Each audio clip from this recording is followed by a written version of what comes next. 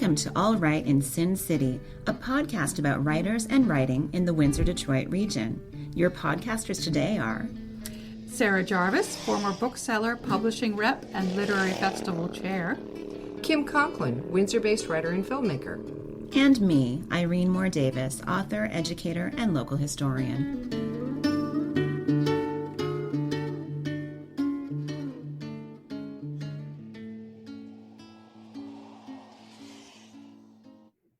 This recording takes place online in the era of safe physical distancing. Our featured guest today is Shani Mootoo. Shani Mootoo was born in Ireland, grew up in Trinidad, and lives in Canada. She holds an MA in English from the University of Guelph, writes fiction and poetry, and is a visual artist whose work has been exhibited locally and internationally. Mootoo's critically acclaimed novels include Moving Forward Sideways Like a Crab, Valmiki's Daughter, He Drowned She in the Sea, and Cereus Blooms at Night. She is a recipient of the K.M. Hunter Artist Award, a Chalmers Arts Fellowship, and the James Duggins Mid-Career Novelist Award from the Lambda Literary Awards. Her work has been longlisted and shortlisted for the Scotiabank Giller Prize, the International DUBLIN Literary Award, and the Man Booker Prize. She lives in Prince Edward County, Ontario. Her latest novel, Polar Vortex, was released in March 2020, and we're excited that she will be a guest in this year's virtual BookFest Windsor on October 16th. Welcome, Shani. Thank you very much. So you're both a writer and a visual artist. You're also a multimedia artist whose work has been featured at film festivals. How do you carve out time for all of these endeavors? Do you tend to tackle one project at a time, or can you work on things simultaneously? I have a very short attention span. So I can work on, one project for a little while, and then I must leave that and go and do something else.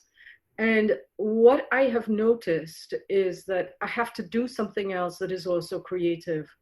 So I just move between things, and sometimes it's between, say, photography and writing. Sometimes it's between fiction writing and poetry, or perhaps it's even baking bread.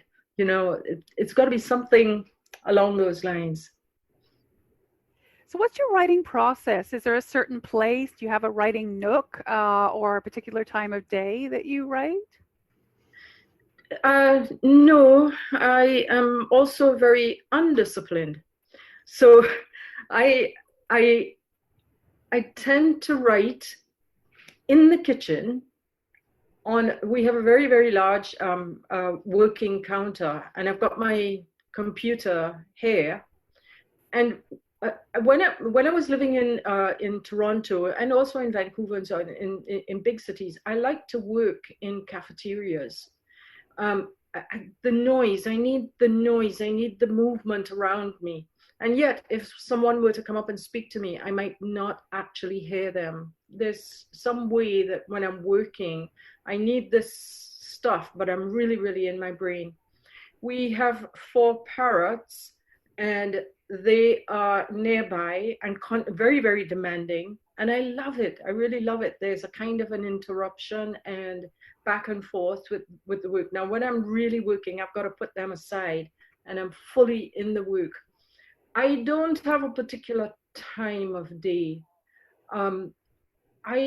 I can work all day long. And of course, and all night long. There's no weekend. Every day is a work day or a day to go out and photograph Like much of your work, your new novel deals with secrets, deceptions, and the challenges of trying to escape one's past. It's a novel about how secrets always come back to get us.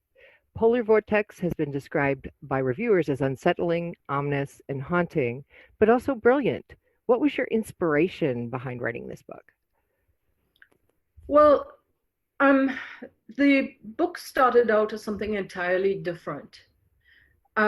When I decided to write this particular novel, what I brought with me from the previous version was 3 characters. Who were in a rail in life, and I had gone so far as to be writing this really lovely, sweet story. The setting was there, and the people were getting together and chatting, and there was the telling of a really lovely story. And then suddenly I got tired of that, and I realized I'm not really interested in sweet, not that kind of sweet.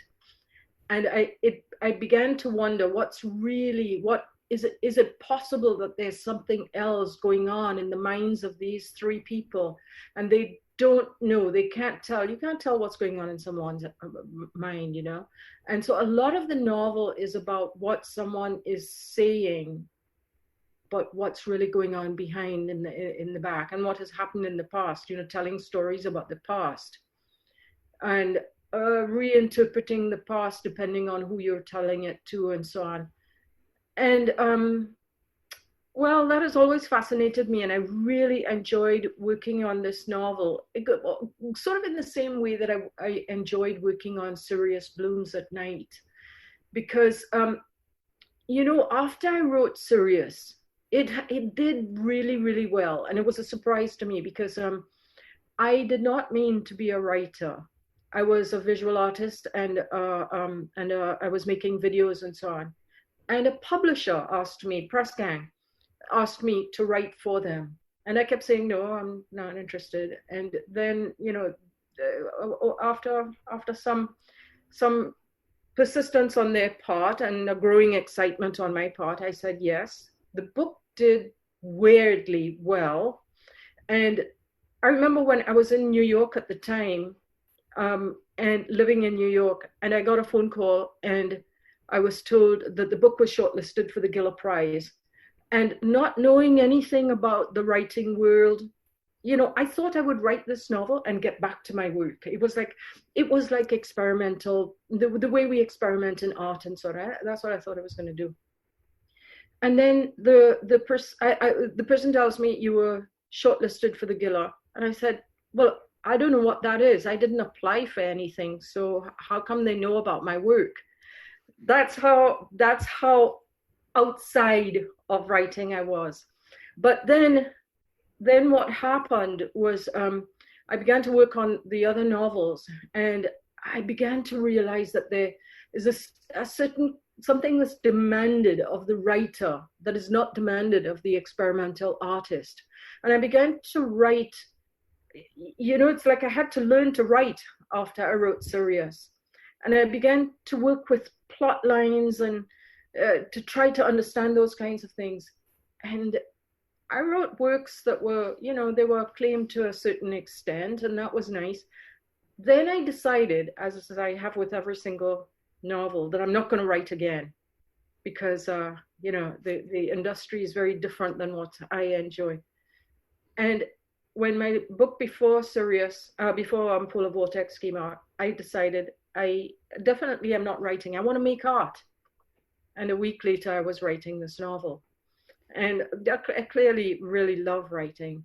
And I decided I was going to write this novel for myself, absolutely for myself. And it became more of an experimental kind of thing. I was pushing myself, like, you know, to work in ways that I had not before, to think about things I had not thought before, and to really push. And I think that was a really good way to work, without thinking about publisher, agent, reader, audience, critics, nothing, you know, just treat it as an experiment, as it were. Wow. So migrant and immigrant experiences are such central themes in your work as well. To what extent have your ties to Ireland, Trinidad, and Canada had an impact on your writing?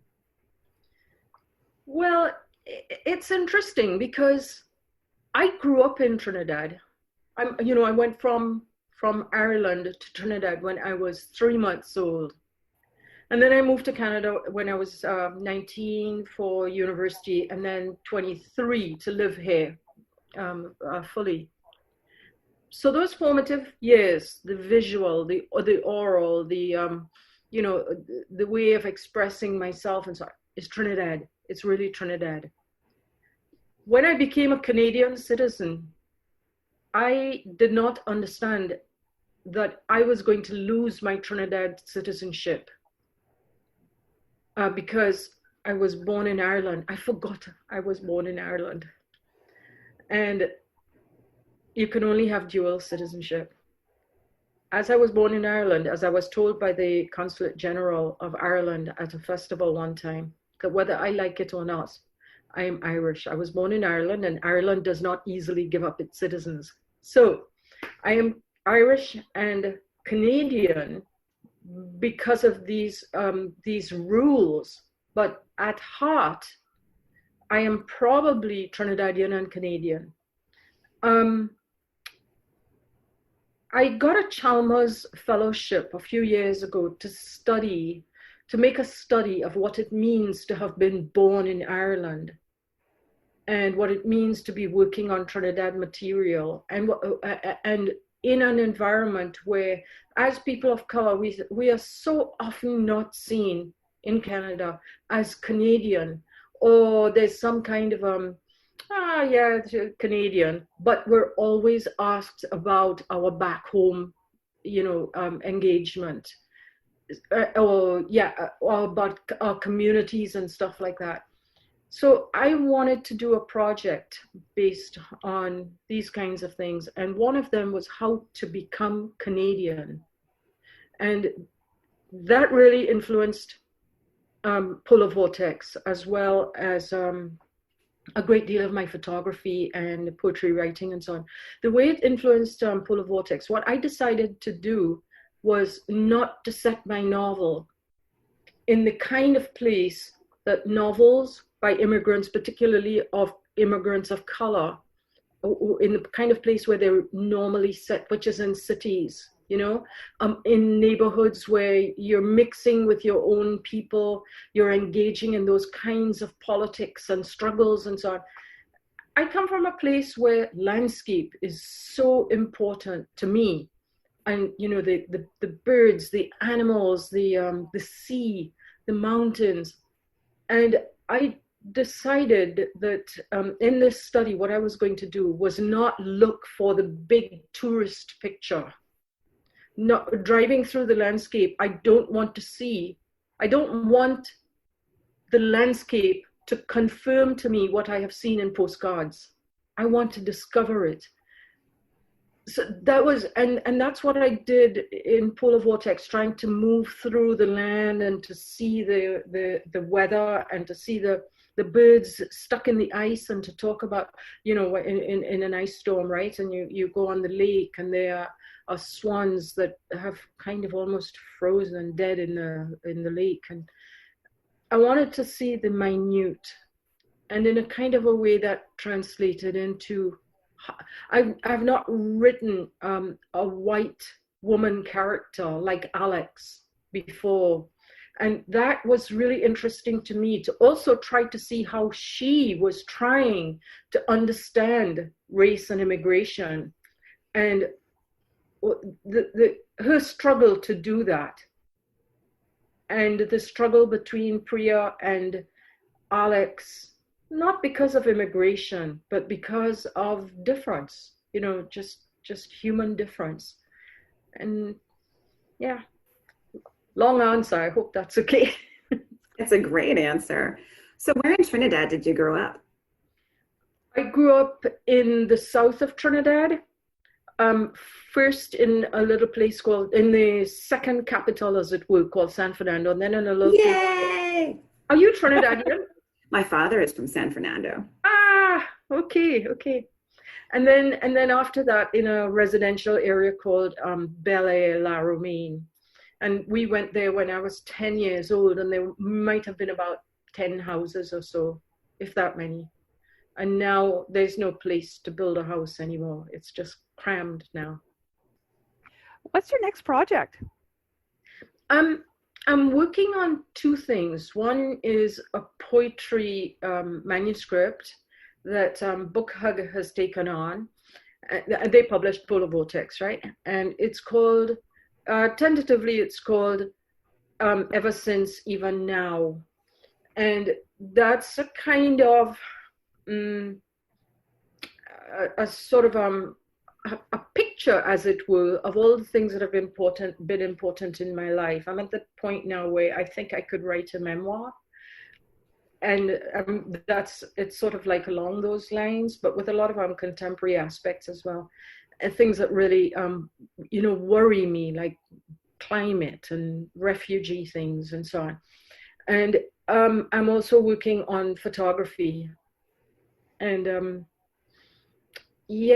I'm one of the things, well, you haven't asked me this question, but can I answer it? Yeah, yes, please.